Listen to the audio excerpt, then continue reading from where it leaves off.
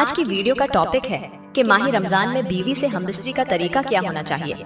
लेकिन यहाँ पर कुछ लोग गलत फहमी का शिकार होते हैं और कहते हैं कि मैडम जी, माह रमजान में हमबिस्तरी करना हराम है। ये सरासर लाइल्मी की वजह से लोग कहते हैं, जो कि गलत है। किसने आपको कहा कि माह रमजान में हमबिस्तरी करना हराम है, जब अल्लाह पाक ने हमें खुद कुरान पाक में ये साफ फरमाया है। कुरान मजीद की सूरह अल बकरा की आयत नंबर 187 में साफ लिखा है कि तुम्हारे लिए रोजे की रातों में अपनी बीवियों के पास जाना हलाल कर दिया गया है। मालूम हुआ कि माह रमजान की रातों में बीवी से हमबिस्तरी करना जायज है, लेकिन माह रमजान के दिनों रोजे की हालत में हमबिस्तरी करना हराम है। क्या मतलब कि रमजान के दिन में, यानी दिन में रोजे की हालत में ये हराम है। बाकी अफ्तारी से लेकर सेहरी का वक्त खत्म होने से पहले तक पूरा टाइम, इसी दौरान किसी भी वक्त हमबिस्तरी करना जायज है। चलो अब ये बात तो क्लियर हो गई कि लोगों का ये ख्याल गलत है। अब आते हैं कि माह रमजान में बीवी से हमबिस्तरी किस तरह करनी चाहिए और उसके फायदे क्या हैं। अक्सर लोग मुझे ये भी कहते हैं कि आपने सिर्फ अपने चैनल पर हमबिस्तरी का टॉपिक क्यों लगा रखा है, जबकि और भी बहुत कुछ बताने को है। लेकिन ये सवाल आप मुझसे करने के बजाय खुद से करें। आप अपने से पूछें कि आप हमबिस्तरी की टॉपिक की वीडियोस का ज्यादा क्यों देखते हैं। मैंने पहले भी आपकी इस्लाह और रिस्क में बरकत और औलाद ना होने के कुछ नुस्खे बताए थे। आपने मेरी उन वीडियोस को देखा तक नहीं, जबकि मेरे इस टॉपिक को आप ज्यादा देख रहे हो। लाजमी तो मुझे ऐसा ही कुछ बताना है जो लोग ज्यादा सुनना और देखना पसंद करते हैं। मैं ऐसा तो नहीं बना सकती कि लोग उसको देखें ही नहीं। आखिर मेरी भी मजबूरी है। अगर मैं बुरी हूँ तो आप मुझसे ज्यादा बुरे हैं, क्योंकि आप इस तरह की वीडियो को ही देखना पसंद करते हो। आप मेरे चैनल की विजिट करके चेक कर सकते हो, जिस मेरी साफ साफ वीडियोस हैं उनको आपने नहीं देखा, जबकि यहाँ लाखों की तादाद में देख रहे हो। तो बरुआ कौन हुआ? आप पर डबल जिम्मेदारी है। एक तो खुद भी ये वीडियो शौक से देखते हो, दूसरा मुझे भी ऐसी वीडियोस बनाने पर मजबूर करते हो।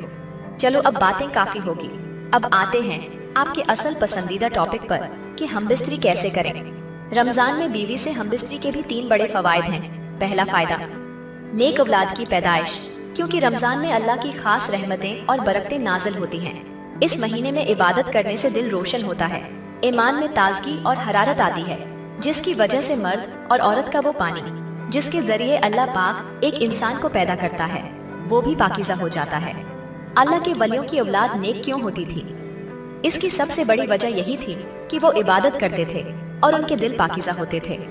दूसरा फायदा, शैतान की शरारतों से बचाव। रमजान में शैतान कैद कर दिया जाता है, जबकि आम दिनों में वह खिलवत गाह में दाखिल होकर मियां बीवी पर अपना असर डालने की कोशिश करता है। उसके असरात औरत के रहम में दाखिल हो सकते हैं, जिसकी वजह से शैतानी असर रखने वाली औलाद पैदा हो सकती है। इसीलिए नबी करीम सल्लल्लाहु अलैहि वसल्लम ने फरमाया, शैतान तुम्हारा खुला दुश्मन है। जब बच्चा पैदा होता है तो शैतान उसे तकलीफ देने की कोशिश करता है, उसीलिए अजान दी जाती है ताकि वो महफूज रहे। और जब मियां बीवी मिलते हैं तो शैतान वहां आकर शरारतें करता है, लेकिन अगर बिस्मिल्लाह पढ़ ली जाए तो वो वहां दाखिल नहीं हो सकता। तीसरा फायदा, 70 गुना ज्यादा सवाब। नबी करीम सल्लल्लाहु अलैहि वसल्लम ने फरमाया कि रमजान में जो नेकी की जाए, इसका सवाब 77 गुना ज्यादा दिया जाता है। अब सवाल ये पैदा होता है कि क्या हमबिस्तरी पर भी सवाब मिलता है? जी हाँ, सहाबा किराम ने अर्ज किया, या रसूल अल्लाह सल्लल्लाहु अलैहि वसल्लम, अगर मियां बीवी हमबिस्तरी करें तो क्या उन्हें सवाब मिलता है? आप सल्लल्लाहु अलैहि वसल्लम ने फरमाया, अगर वो निकाह के जरिए अपनी ख्वाहिश पूरी करते हैं तो अल्लाह उन्हें सवाब अता फरमाता है और रमजान में उस पर 70 गुना ज्यादा अजर दिया जाता है। नाज़रीन, अगर आपको ये वीडियो पसंद आई हो तो चैनल को सब्सक्राइब जरूर करें। जज़ाकल्लाह।